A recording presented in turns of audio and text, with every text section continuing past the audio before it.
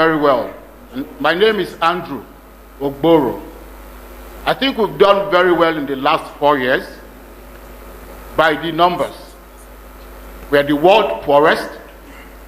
We have 13 million out of school. There is poverty. There is hunger. Our universities are on strike. Now, I am tailoring it along the 3 items in which the campaigns were held: corruption, security, and the economy.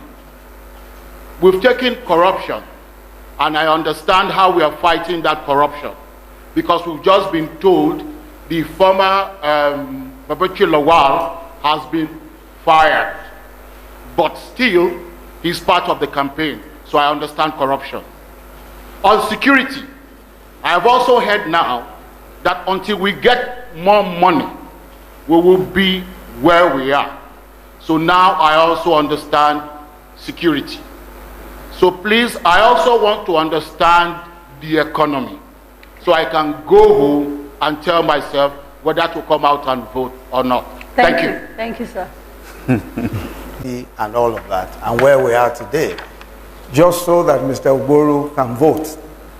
Mr. Ogboro, let me take the question on Nigeria being the poorest.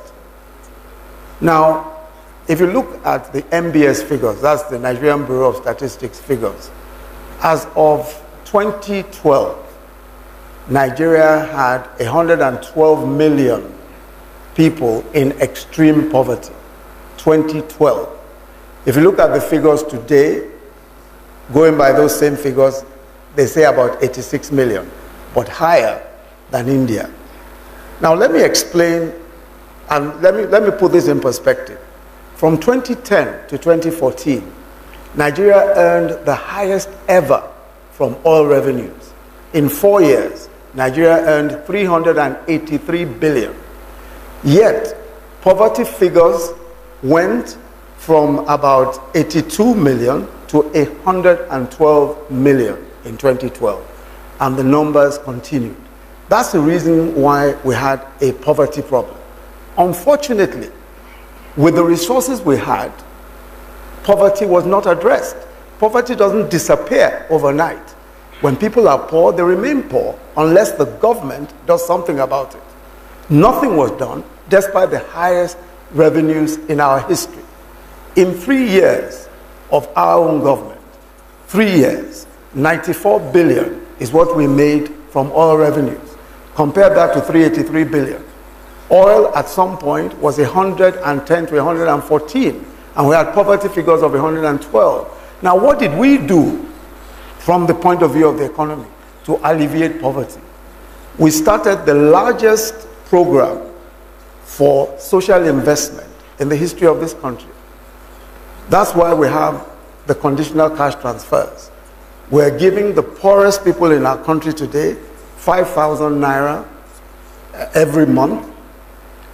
We are only able to give about, we're hoping we'll be able to give about 1 million to start with.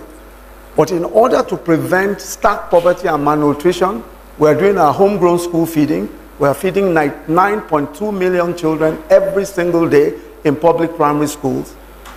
Aside from that, the trader money and market money that we're doing, the trader money and market money, these are loans to the poorest. And let me give you an example of the trader money. Trader money, we're doing... Yes. About the fact, can you hear me now? Yes. You talked about the 20